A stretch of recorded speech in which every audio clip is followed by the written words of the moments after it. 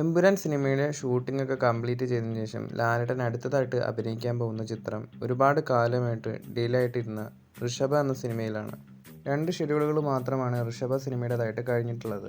അപ്പോൾ ലാലേട്ടൻ ഇമ്മീഡിയറ്റ്ലി ഈ ഒരു സിനിമയിൽ ജോയിൻ ചെയ്ത് ലാലേട്ടൻ്റെ പോർഷൻസ് ഒക്കെ കംപ്ലീറ്റ് ചെയ്യുമെന്നാണ് അറിയാൻ സാധിക്കുന്നത്.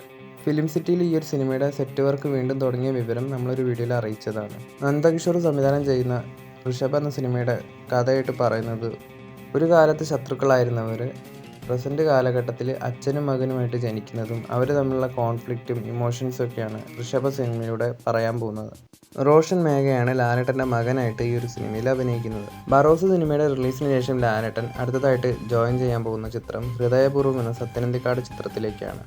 ഡിസംബർ പകുതിയോട് കൂടി ഹൃദയപൂർവ്വം എന്ന സിനിമയുടെ ഷൂട്ടിംഗ് ആരംഭിക്കും. പക്ഷേ ലാലേട്ടൻ സിനിമയുടെ സെറ്റിലേക്ക് ജോയിൻ ചെയ്യുന്നത് ബറോസ് സിനിമയുടെ റിലീസിന് ശേഷമായിരിക്കും. സംഗീത, ഐശ്വര്യലക്ഷ്മി എന്നിവരാണ് സിനിമയിലെ നായികമാർ. സംഗീത് പ്രതാപും ഈ ഒരു സിനിമയിൽ ഒരു വേഷം ചെയ്യുന്നുണ്ട്.